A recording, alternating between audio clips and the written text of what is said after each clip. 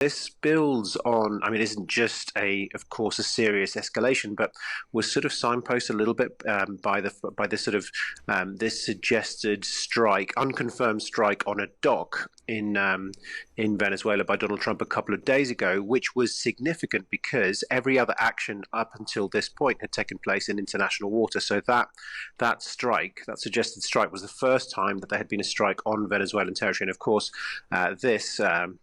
I mean, once confirmed, but of course, what else is it going to be is clearly going to be a significant escalation in terms of military action by the US on Venezuela and Nicolas Maduro. The Venezuelan government has declared a national emergency after multiple explosions in the capital, Caracas.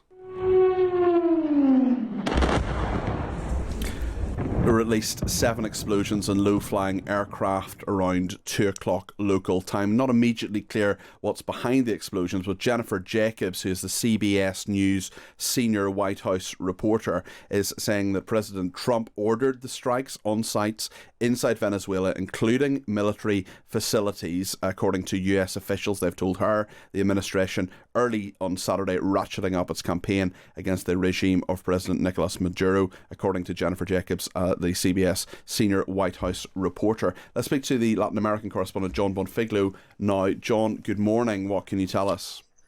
Morning, Peter. Well, yeah, very much a live breaking story. It's still the middle of the night in Caracas, as you say. This is reports of explosions and low-flying aircraft, not just actually across the capital, the Venezuelan capital, Caracas, but also further afield, have been heard for the last couple of hours with explosions, as I say, in particular in the capital, but not exclusive to the capital. This builds on, I mean, isn't just of course, a serious escalation, but was sort of signposted a little bit by this sort of this suggested strike, unconfirmed strike on a dock in Venezuela by Donald Trump a couple of days ago, which was significant because every other action up until this point had taken place in international water. So that strike, that suggested strike, was the first time that there had been a strike on Venezuelan territory, and of course, this.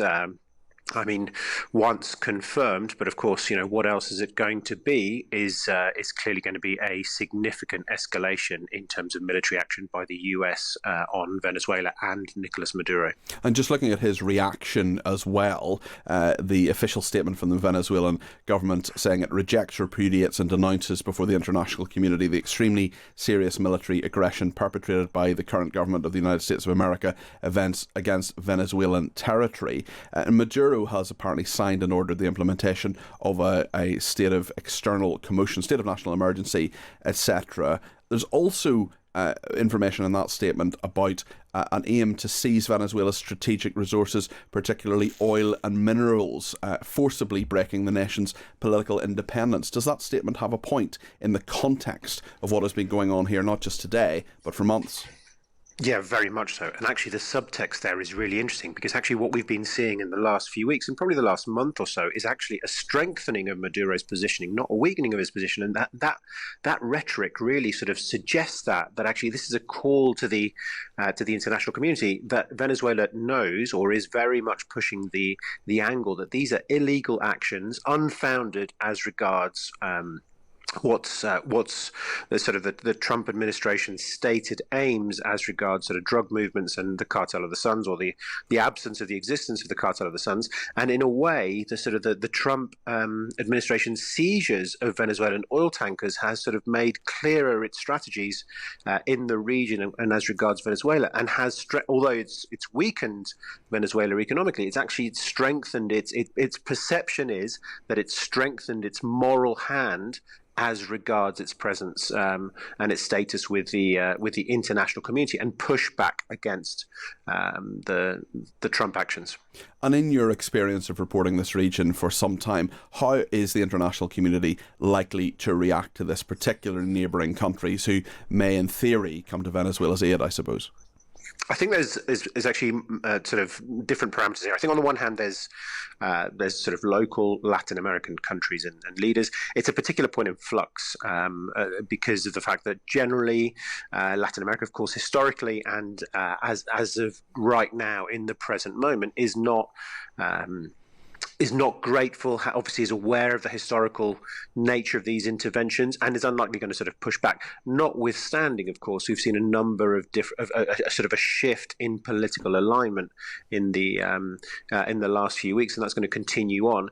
There is also a sort of trepidation to speak up, because the Trump administration's aims is clearly not Venezuela specific as well. So there is a fear that the eye will be turned on other countries in the region, and then beyond that, I would say there's the broader international community. What is the language? What is the response coming out of the broader international community? And then, of course, you've got organizations like the UN and the Organization of American States and so on. And not just how they react, but also, crucially, at this point in time, in early 2026, do these organizations not just say anything, but do they actually have any teeth?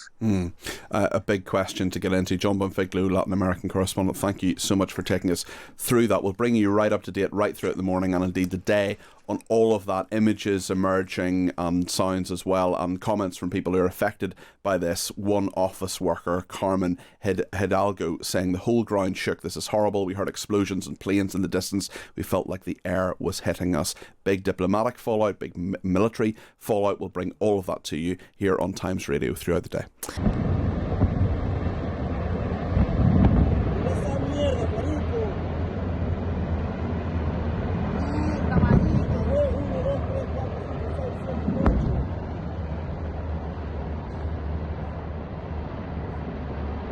Mamá huevo, qué locura. Moscaí, Moscaí, mira esa mierda, explotaron allá toda esa mierda fuerte, tú me estás explotando.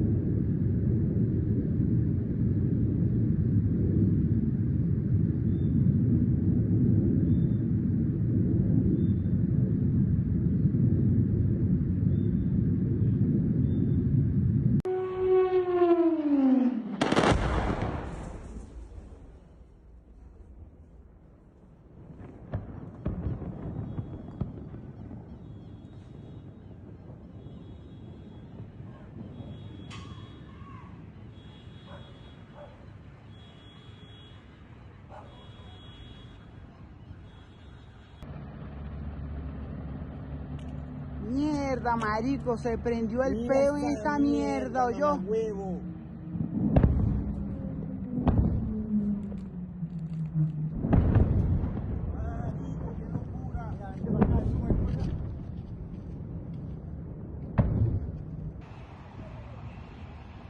Mamá, huevo, ¿qué mierda es esta?